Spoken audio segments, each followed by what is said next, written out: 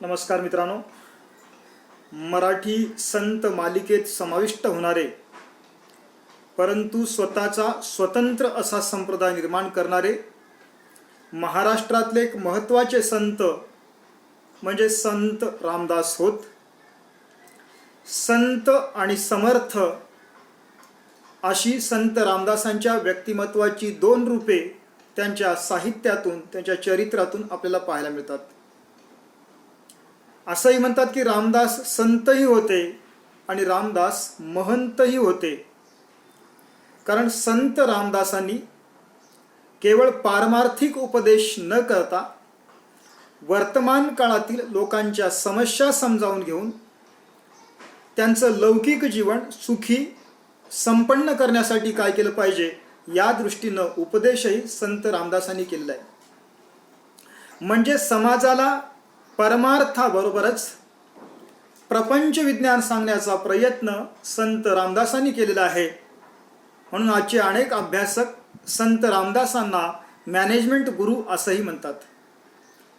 कारण अत्यंत तपशिलानं म्हणजे प्रपंच कसा केला पाहिजे, प्रपंच आणि परमार्थामध्ये समन्वय कसा साधला पाहिजे, प्रपंच आणि परमार्थामध्ये संतुलन कसं असलं पाहिजे या संबंधीचा विचार संत रामदासांनी आपल्या साहित्यातून मांडलेला आहे. म्हणून एकूण जेव्हा आपण संत परंपरा पाहतो, म्हणजे ज्ञानेश्वरांपासून ते संत तुकारामापर्यंतची वारकरी संत परंपरा, महानुभाव संप्रदायाची संत परंपरा, दत्त संप्रदायाची संत परंपरा, ह्या सगळ्या संत परंपरेतील संतांपेक्षा संत रामदासांचं व्यक्तिमत्व हे निश्चितच निराळं आहे. कारण वर्तमान ज्वलंत समस्या अत्यंत संवेदनशीलतेने समजून घेऊन त्या समस्येचा उत्तर शोधण्याचा प्रयत्न संत रामदासांनी आपल्या साहित्यातून केलेला आहे. म्हणजे समाजाला परमार्थाबरोबरच प्रपंच विज्ञान शिकवणारा हा संत म्हणजे संत रामदास. तर मित्रांनो, आता या संत रामदासांचं जेव्हा आपण चरित्र पाहतो तर संत रामदास यांचा जन्म इसवी सन 1608 साली जालना जिल्ह्यातील जांब या गावी झालेला आहे. आज त्या जांबला समर्थ जांब असं म्हणतात. तर अशा प्रकारे मराठवाड्यातील जालना जिल्ह्यातील जांब या गावी या रामदासांचा जन्म झालेला आहे. तसं संत रामदासांचं मूळ नाव नारायण असं होतं आणि समर्थांच्या आईचं नाव राणूबाई होतं. तर त्यांचे वडील होते सूर्याजी पंत ठोसर. म्हणजे अशा प्रकारे राणूबाई आणि सूर्याजी पंत या दाम्पत्याच्या पोटी संत रामदासांचा जन्म झालेला आहे. यांच्या घराण्यामध्ये मुळामध्ये विद्वत्तेची परंपरा होती, व्यासंगाची परंपरा होती. अशा परंपरेमध्ये या संत रामदासांचा जन्म झालेला आहे किंवा बालनारायणांचा जन्म झालेला आहे. आता पहा, संत रामदासांच्या आयुष्याचे काही टप्पे आहेत. संत रामदास जेव्हा 12 वर्षाचे होतात तेव्हा त्यांचा विवाह ठरतो. अशी आख्यायिका सांगितली जाते की त्यांच्या विवाहामध्ये शेवटची मंगलाष्टिका आता सावध सावधान समयो यातील सावधान हा शब्द ऐकल्यानंतर समर्थ रामदास त्या लग्न मंडपातून बाहेर पडले आणि संन्यास पत्करल्यास सांगितलं जाते. आता ही आख्यायिका जरी असली तरी आपल्याला या ठिकाणी असं मानायला हरकत नाही, संत रामदासांनी वयाच्या 12व्या वर्षीच संन्यास पत्करलं होतं. म्हणजे जगाचा संसार व्यवस्थित करण्यासाठी, जगाच्या संसाराला दिशा देण्यासाठी स्वतःचा संसार बाजूला ठेवून त्यांनी संन्यास पत्करला होता असं म्हणायला हरकत नाही.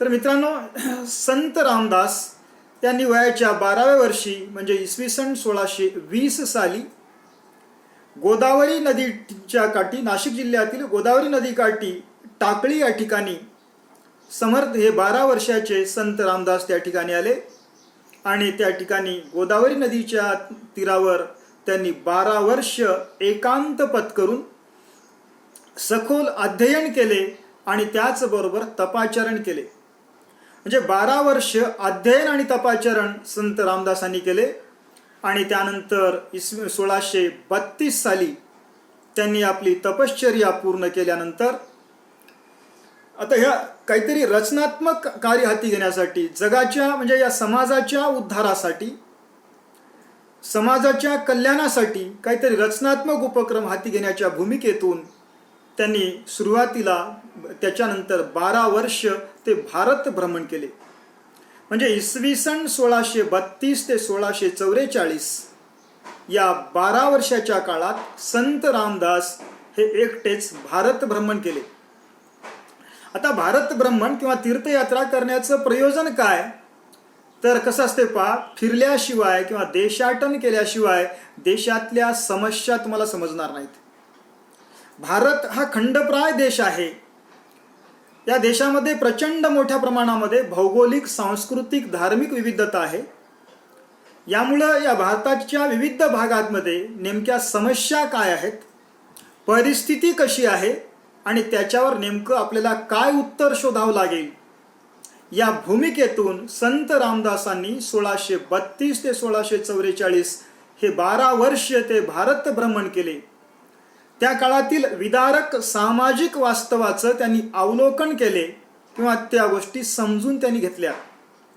कारण तो काळ म्हणजे सुलतानशाहीचा काळ होता. इस्लामी साम्राज्याचा ऐन मध्यानाचा काळ होता. सगळीकडं इस्लामी अन्याय अत्याचार मोठ्या प्रमाणामध्ये वाढलेले होते. अशा काळामध्ये समाजस्थितीचं किंवा सामाजिक वास्तवाचं अवलोकन करण्यासाठी संत रामदासांनी 12 वर्ष भारत भ्रमण केले. म्हणजे त्या काळातील राजकीय परिस्थिती, त्या काळातील सामाजिक परिस्थिती, त्या काळातील धार्मिक परिस्थिती, त्या काळातील समाजाचं अधपतन किंवा वारंवार येणाऱ्या नैसर्गिक आपत्ती आणि त्यातमध्ये भरडून निघणारा समाज, ह्या सगळ्या गोष्टीचा अभ्यास संत रामदासांनी 12 वर्ष केला. आणि अशा प्रकारे म्हणजे 1632 ते 1644 असं 12 वर्ष त्यांनी भारत भ्रमण केल्यानंतर पुन्हा 1644 साली त्यांनी परत महाराष्ट्रात येऊन चाफळ या ठिकाणी समर्थ संप्रदायाची स्थापना केली. आता पहा, संत रामदास हे स्वतःचं स्वतंत्र संप्रदाय उभं करणारे संत होते. आता पहा, महाराष्ट्रातील 5 महत्त्वाच्या संतांमध्ये रामदासांचा उल्लेख केला जातो, पण रामदासांचा संप्रदाय मात्र वेगळा आहे.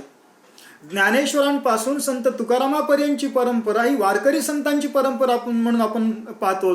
आणि त्यानंतर रामदास हे जरी संत परंपरेतले असले, मराठी संत परंपरेमध्ये यांचा समाविष्ट केला जात असला, तरी रामदास हे स्वतःचा स्वतंत्र संप्रदाय उभा करणारे संत होते. आणि रामदासांनी त्या काळामध्ये इसवी सन 1644 साली त्यांनी समर्थ संप्रदायाची स्थापना केली. आता समर्थ संप्रदाय वारकरी संप्रदायापेक्षा, महानुभाव संप्रदायापेक्षा, दत्त संप्रदायापेक्षा, सुफी संप्रदायापेक्षा, नागेश, वीरशैव अशा विविध संप्रदायापेक्षा वेगळा संप्रदाय आहे. हा संप्रदाय कसा आहे पहा, हा संप्रदाय म्हणजे सामर्थ्याची उपासना शिकवणारा संप्रदाय आहे. म्हणून या संप्रदायाला समर्थ संप्रदाय असं म्हटले जाते. हा संप्रदाय श्रीरामाची उपासना करणारा संप्रदाय आहे. आता रामदासांचे मूळ नाव नारायण होतं. त्यांनी जाणीवपूर्वक आपलं नाव रामदास असं ठेवून घेतलेलं आहे. कारण त्यांच्या त्यांनी रामभक्तीसाठी आयुष्य वाहिलेलं होतं आणि त्यांच्यासमोर आदर्श म्हणून रामाची प्रतिमा होती. म्हणून स्वतःचा उल्लेख ते रामदास म्हणून करत असत. ते दास कुणाचे होते, तर केवळ रामाचे होते हे त्यांना सांगायचं होतं. म्हणजे त्यांच्या समोर आदर्श श्रीरामाचं होतं हे त्यांना सांगायचं होतं, म्हणून त्यांनी स्वतःचा उल्लेख रामदास म्हणून केलेला आहे. आणि हा जो समर्थ संप्रदाय आहे, हा संप्रदाय श्रीरामाची उपासना करणारा संप्रदाय आहे. आणि त्याचबरोबर श्री हनुमंताची पूजा करणारा संप्रदाय आहे. आता आपल्या भारतीय परंपरेमध्ये श्रीराम ही जी देवता आहे, ही जी देवता आहे आदर्शाचे प्रतीक म्हणून पाहिल्या जाते. भारतीय संस्कृतीमध्ये बहुविध आदर्शाचे प्रतीक किंवा म्हणजे मानवी जीवनातील एक आदर्श मूल्यांचं एक मूर्तिमंत रूप म्हणून श्रीरामाकडे पाहिलं जाते.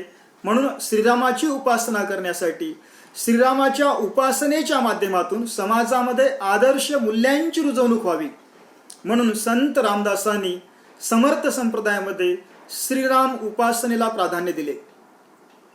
त्याचबरोबर हा संप्रदाय हनुमंताची उपासना करणारा संप्रदाय किंवा हनुमंताची प्रेरणा किंवा आदर्श डोळ्यासमोर ठेवणारा संप्रदाय आहे. आता भारतीय संस्कृतीमध्ये किंवा आपल्या परंपरेमध्ये हनुमंत ही जी देवता आहे ती शक्तीची देवता म्हणून पाहिली जाते.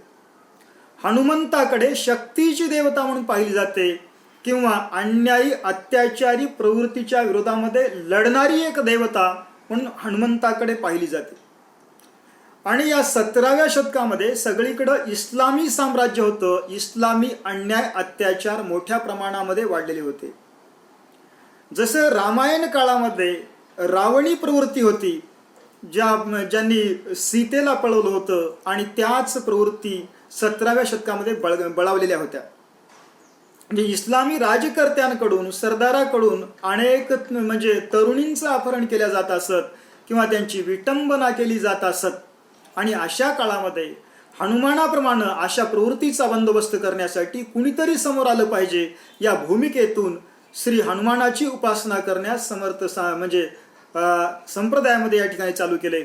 आणि या ठिकाणी पहा, हनुमानाची उपासना म्हणजे शक्तीची उपासना. म्हणजे हनुमानाची प्रतिमा समोर ठेवून लोकांना शक्तीची उपासना करण्याचा संदेश संत रामदासांनी आपल्या या समर्थ संप्रदायामध्ये दिला.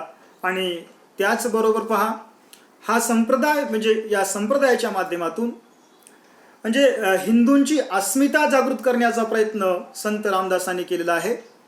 आणि त्याचबरोबर हिंदूचं मनोबल उंचावण्याचा प्रयत्न केला. आणि त्याचबरोबर हिंदू लोकांना संघटित करण्याचं कामही या समर्थ संप्रदायाच्या माध्यमातून त्या काळामध्ये संत रामदासांनी केलेलं आहे. आता पहा, हा जो संप्रदाय आहे किंवा संत रामदासांचं एकूण योगदान काय, तर आता पहा, संत रामदासांचं एकूण कर्तृत्व काय, योगदान काय, तर प्रपंच आणि परमार्थाचा समन्वय साधण्याची शिकवण संत रामदासांनी दिलेली आहे. आतापर्यंतच्या संतांची जर परंपरा पाहिली तर संत तुकारामांचा जर अपवाद सोडला तर बहुतांश संतांनी परमार्थावरच भर दिलेला आहे, पारमार्थिक उपदेशावरच भर दिलेला आहे. पण संत रामदास मात्र हे निराळे असे संत आहेत. त्यांनी समाजाला म्हणजे परमार्थही शिकवलं आणि प्रपंचही शिकवलं. ते म्हणतात पहा, आधी प्रपंच करावा नेटका, मग परमार्थ घ्यावा विवेका. प्रपंच सोडोनी परमार्थ केला तर अन्न न मिळे खायला, असं ते सांगतात. यातून त्यांची प्रपंच आणि परमार्थाच्या समन्वयाची भूमिका आपल्या लक्षात येते. आणि त्याचबरोबर पहा, मी मागे सांगितल्याप्रमाणे शक्तीच्या उपासनेची शिकवण देऊन त्यांनी समाजाचं मनोबल उंचावण्याचा प्रयत्न केला. काही अभ्यासक सांगतात पहा की समर्थ रामदासांनी गावोगाव हनुमान मंदिराची स्थापना केली. आता एवढ्या भारतभर गावोगाव जाऊन हनुमान मंदिर स्थापन करणं हे थोडंसं अतिशयोक्तीचं ठरेल. पण हनुमानाची उपासना करण्याचा संदेश, त्यातून म्हणजे शक्तीची उपासना करण्याचा संदेश, हनुमानाचा आदर्श डोळ्यासमोर ठेवून शक्तीची उपासना करण्याचा संदेश मात्र समर्थ रामदासांनी दिला. याबद्दल मात्र दुमत असण्याचं कारण नाही. आणि त्याचबरोबर पहा, संत रामदासांनी समाजाचं मनोबल उंचावण्याचं काम केलं. त्या काळामध्ये हिंदू समाज इस्लामी अत्याचारामुळं मनानं प्रचंड खचला होता, पिचला होता. अशा खचलेल्या पिचलेल्या लोकांच्या मनामध्ये त्यांचा आत्मविश्वास जागवण्याचा प्रयत्न, जागवून त्यांचं मनोबल उंचावण्याचं काम त्या काळामध्ये संत रामदासांनी केलेलं आहे. त्याचबरोबर संत रामदासांनी समाजाचं संघटन करण्याचं काम केलं. कारण अन्याय अत्याचाराविरोधामध्ये लढा देण्यासाठी समाज संघटित झाला पाहिजे, ही रामदासांची भूमिका होती. म्हणून त्यांनी त्या काळामध्ये समाजाला संघटित करून त्या लोकांच्या मनामध्ये राष्ट्रनिष्ठा रुजवण्याचा प्रयत्न केला. आपण ह्या मातीसाठी लढलं पाहिजे, आपल्या भूमीसाठी लढलं पाहिजे, ही शिकवण संत रामदासांनी दिली. म्हणजे या मातीसाठी लढणं म्हणजेच आपलं लढण्यातच आपला उद्धार आहे.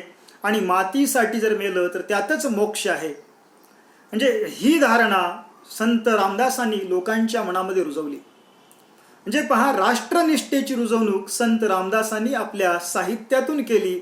आणि त्याचबरोबर पहा, अशा प्रकारे संत रामदासांनी म्हणजे समाजाला परमार्थाबरोबरच प्रपंच विज्ञान शिकवले, समाजाचं मनोबल उंचावण्याचं काम केले, समाजाला संघटित करण्याचा संदेश त्यांनी दिला.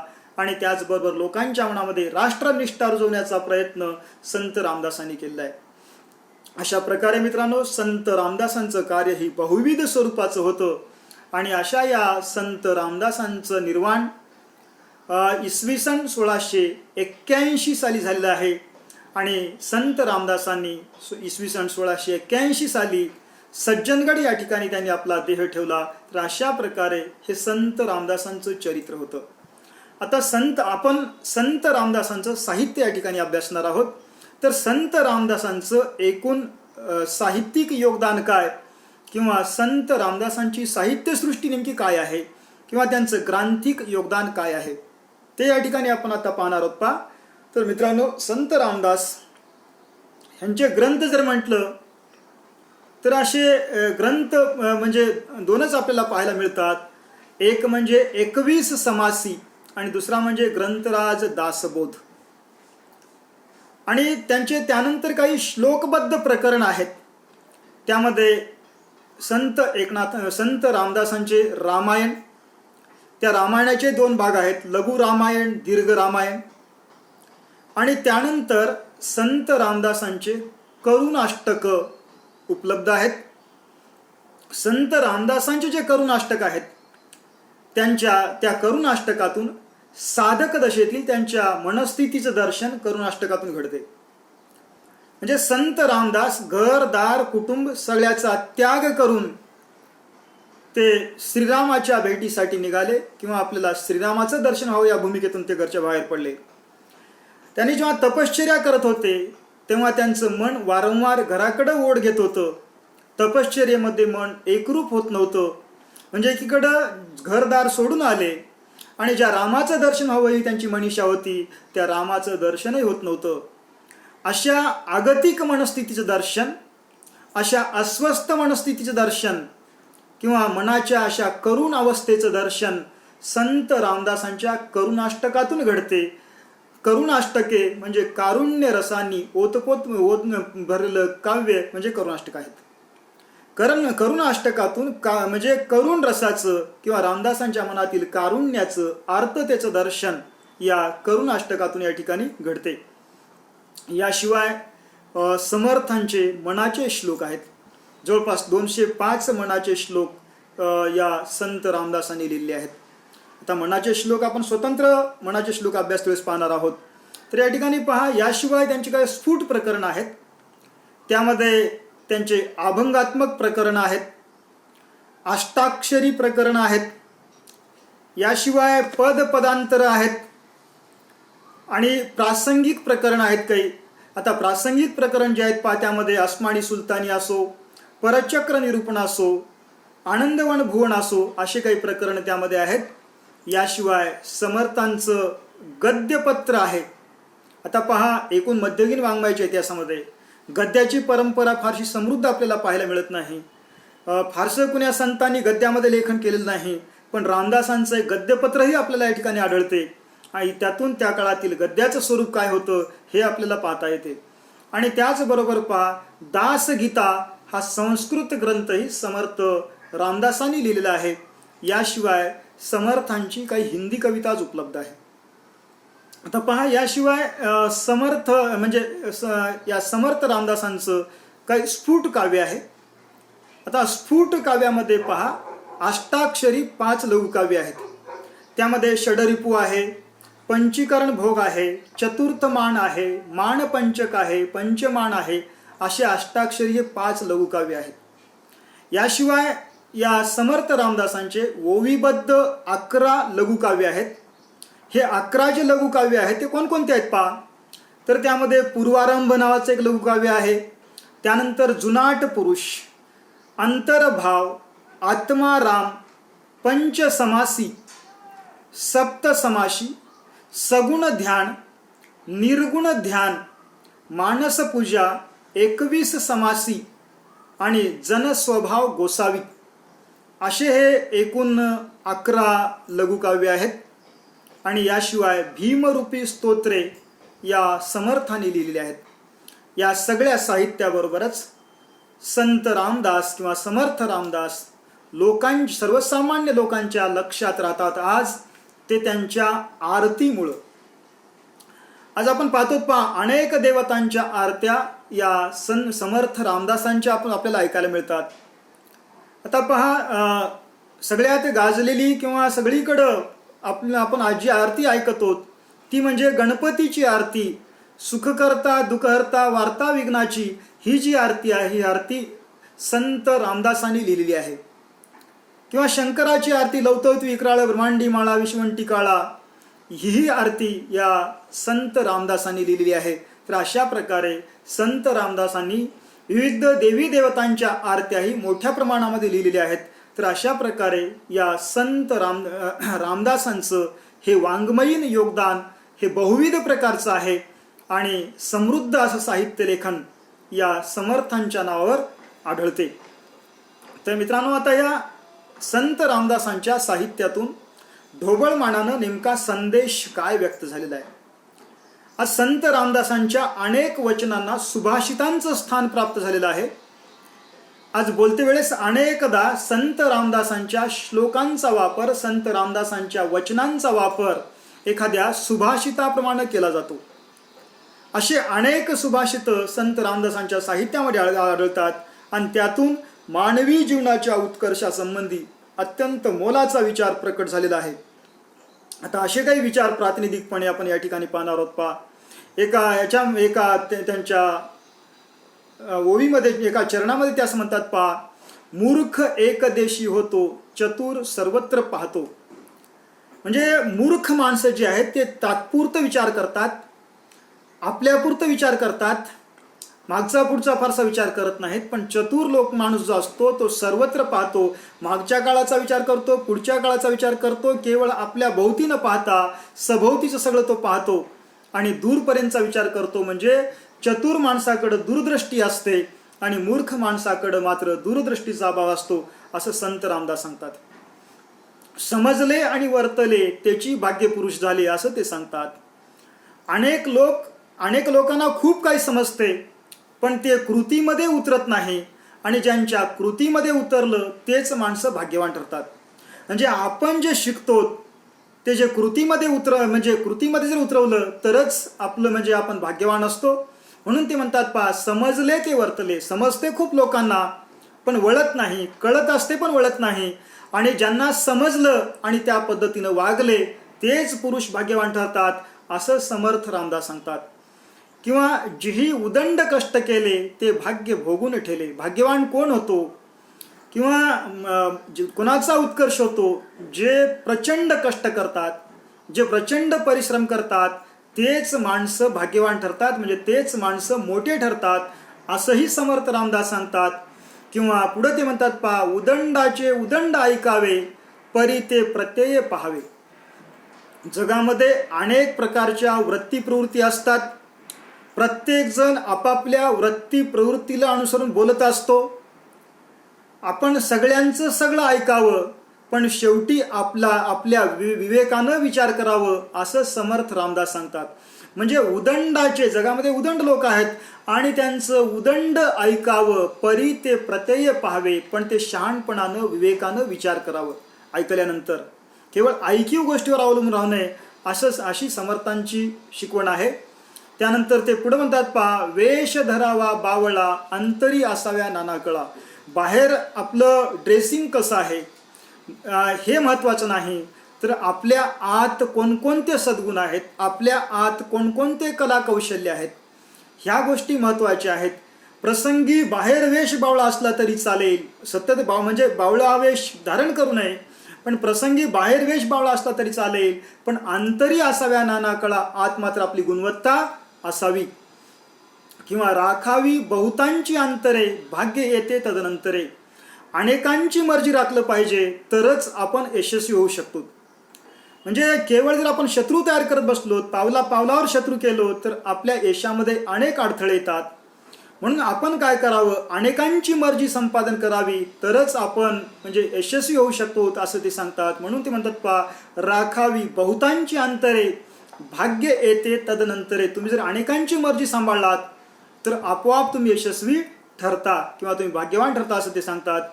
किंवा माणसानं दुसऱ्यावर विसंबून राहू नये, असंही रामदासांचं सांगणं आहे. ते म्हणतात, पहा, दुसऱ्यावरी विश्वासला त्याचा कार्यभाग बुडाला. म्हणजे जो दुसऱ्यावर विसंबून राहतो तो आयुष्यामध्ये काहीही करू शकत नाही, म्हणजे तो उद्धत झाल्याशिवाय राहणार नाही, असंही संत रामदास सांगतात. किंवा ते पुढे म्हणतात पहा, यत्न तो देव जाणावा अंतरी धरिता भरे. म्हणजे पहा, ह्या जगामध्ये देव म्हणजे काय? देव आपण प्रयत्न केल्यानंतरच देव देतो. देणारा तो देव. ते केव्हा मिळते? जेव्हा आपण प्रयत्न करतो तेव्हा मिळत असते. म्हणून ते म्हणतात पहा, यत्न तो देव जाणावा. देव म्हणजे कोण? आपला प्रयत्न म्हणजेच देव आहे. आणि हा विचार मनामध्ये दृढ केला पाहिजे किंवा मनामध्ये हा विचार आपल्या रुजवला पाहिजे, असं संत रामदास सांगतात. त्याशिवाय पहा, ते पुढे म्हणतात की शक्तीने पावती सुखे, शक्ती नसता विटंबना. तुमच्याकडं सामर्थ्य असेल, शक्ती असेल, तरच तुम्हाला सन्मान मिळतो, तरच तुम्ही सुखी होऊ शकता. तुमच्याकडं शक्तीच नसेल तर पावला पावलावर तुमची अवहेलना झाल्याशिवाय राहणार नाही, तुमचा अपमान झाल्याशिवाय राहणार नाही, असं संत रामदास सांगतात. किंवा ते म्हणतात पहा, समर्थाची या सेवका कोण वक्र पाहे. म्हणजे पहा, ज्यांच्याकडे शक्ती आहे त्यांच्या समोर समाज झुकत असतो, त्यांचाच समाज सन्मान करत असतो. म्हणून शक्ती संपादन करणं हे नितांत गरजेचं आहे, असंही समर्थ रामदास सांगतात. आणि त्या काळाच्या पार्श्वभूमीवर हा विचार अत्यंत महत्त्वाचा होता आणि आजही तो विचार महत्त्वाचा आहे. आता पहा, समर्थ रामदासांनी आपल्या साहित्यातून महाराष्ट्र धर्माची शिकवण दिली किंवा महाराष्ट्र धर्माचा आदर्श लोकांच्या मनामध्ये रुजवला. ते म्हणतात पहा, मराठा तितुका मेळवावा, आपुला महाराष्ट्र धर्म वाढवावा. म्हणजे या मराठी मातीचा उत्कर्ष करण्यासाठी मराठा तितुका मेळवावा म्हणजे प्रत्येक मराठी माणूस जोडला पाहिजे. प्रत्येक मराठी माणूस जोडून आपला महाराष्ट्र धर्म जो आहे तो वाढवला पाहिजे. म्हणजे या ठिकाणी पहा, महाराष्ट्र धर्माची शिकवण संत रामदासांनी या ठिकाणी दिलेली आहे. किंवा समाजामध्ये जीवन जगत असताना जशास तसं वागलं पाहिजे, असंही ते सांगतात. आणि म्हणतात पहा, घटासी आणावा घट, उद्धटाशी पाहिजे उद्धट. म्हणजे जे समाजामध्ये उद्धट लोक आहेत, घटासी असावे घट आणि उद्धटासी उद्धट. म्हणजे समाजामध्ये जर उद्धट असतील तर त्यांच्यासोबत आपण उद्धटच वागलं पाहिजे, असं ते सांगतात.